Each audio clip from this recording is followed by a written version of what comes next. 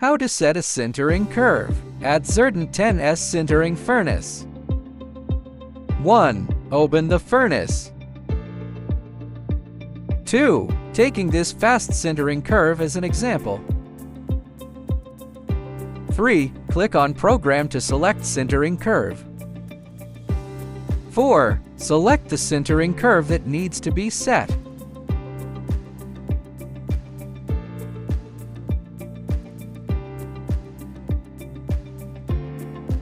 5. Set the phase 1 heating rate to 80 degrees per min.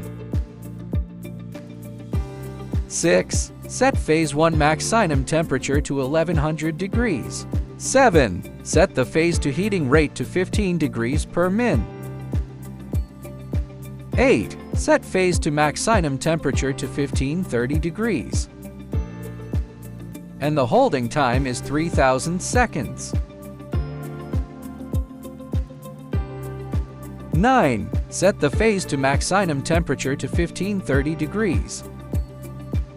10. Set the cooling time to 900 seconds.